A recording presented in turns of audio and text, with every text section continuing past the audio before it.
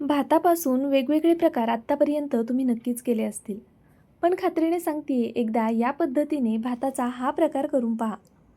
तुम्ही आठवड्यातनं 4-5 वेळा काय रोज म्हटलत ना तरी कराल, इतका चविष्ट आणि झटपट होणारा सोप्पा असा हा भाताचा प्रकार आहे. बऱ्याचदा भात शिल्लक राहतो, मग अशा वेळी काय करायचं हा प्रश्न पडतो. बहुतेक वेळा आपण शक्यतो भात पिवळा करतो, म्हणजेच भाताला फोडणी देतो. पण त्याच फोडणीमध्ये काही चेंजेस केले तर भात एवढा कमाल होऊ शकतो हे तुम्हाला कदाचित माहीत नसेल. आतापर्यंत खात्रीने सांगते या पद्धतीने तुम्ही खूप क्वचितच भात केला असेल किंवा बऱ्याच जणांनी तर अजून केलाही नसेल. एकदा भाताची ही रेसिपी नक्कीच करून पहा. तुम्ही नक्कीच रोज म्हटलं तरी कराल. पहा, यासाठी आपल्याला फक्त शिळा भात नकोय, ताजा भात घेतलात तरी चालणार आहे. आता इथे मी भात छान मोकळा करून घेतला आहे, एका बाउलमध्ये काढून घेतलेला आहे. त्यानंतरनं लगेचच फोडणी करून घेऊया, कारण करायला अतिशय सोप्पा आहे. त्यामुळे जास्त वेळ न घालवता लगेचच आपल्याला फोडणीची तयारी करायची आहे. कढईमध्ये सगळ्यात आधी मी इथे तेल घालून घेतलं. तेल तुम्ही तुमच्या आवडीनुसार कमी जास्त करू शकता, पण खूप कमी तेल घालू नका, नाहीतर मग भात असा खूप कोरडा कोरडा वाटतो. मी इथे जवळपास 2 पळी इतपत तेल घातलेलं आहे. त्यानंतरनं मोहरी घालून घ्यायची. तेल छान गरम होऊ द्या, त्यानंतरनंच मोहरी घाला. मोहरी छान तडतडली की यामध्ये जिरं घालायचे. जिरंसुद्धा छान फुललं गेलं की तुमच्याकडे जे काही खडे मसाले असतील ना, ते थोड्या थोड्या प्रमाणात घाला. खूप जास्त खडे मसाले घातले तर भात झणका मारतो, तिखट होतो.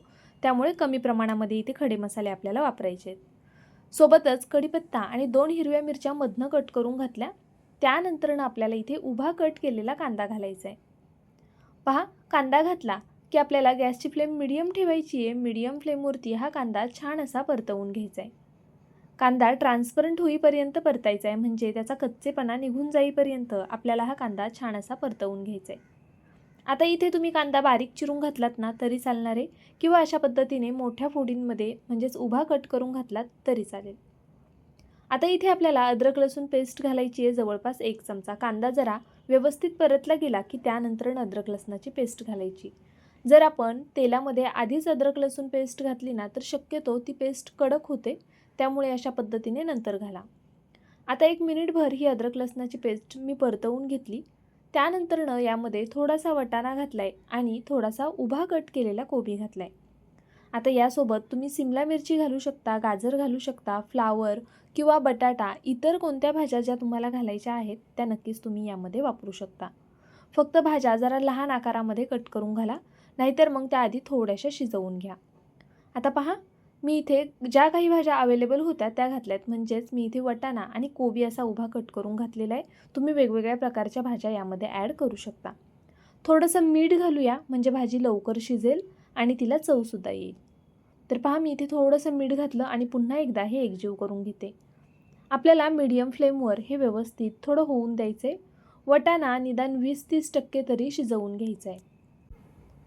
तर पहा, मी इथे अशा पद्धतीने हे थोडं मिक्स करून घेतलं. आता झाकण ठेवूया आणि एक 2 ते 3 मिनटासाठी एक वाफ काढून घेऊया.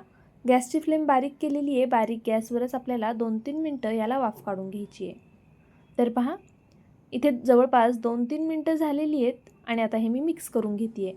अशा पद्धतीने आपल्याला वाटाणा थोडा शिजवून घ्यायचा आहे, म्हणजे मग तो भातामध्ये नंतर लवकर शिजला जाईल. आपला भात ऑलरेडी शिजलेला आहे, त्यामुळे अशा पद्धतीने आधी वाटाणा थोडा शिजवून घ्या.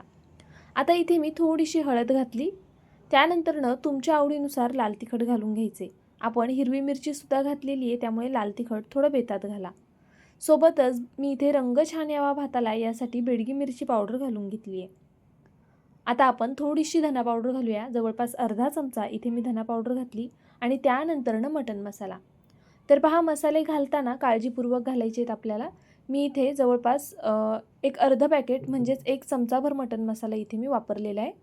आपण यामध्ये खडे मसाले वापरलेत, हिरवी मिरचीसुद्धा वापरली आहे, थोडंसं लाल तिखटसुद्धा वापरलेलं आहे आणि जो मटण मसाला येतो किंवा बिर्याणी मसाला येतो त्याच्यामध्ये सुद्धा गरम मसाले असतात, तो सुद्धा थोडा झणका मारतो, तर त्या हिशोबानेच इथे आपल्याला मसाले वापरायचे आहेत.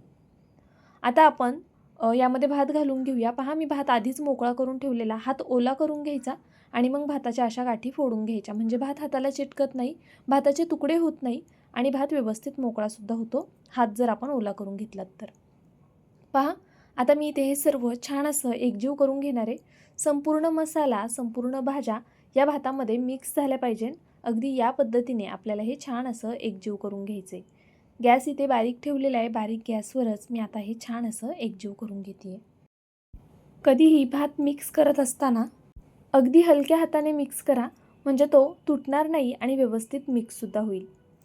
झाकण ठेवलं आहे. 1-2 मिनटासाठी वाफ काढून घ्यायची आहे.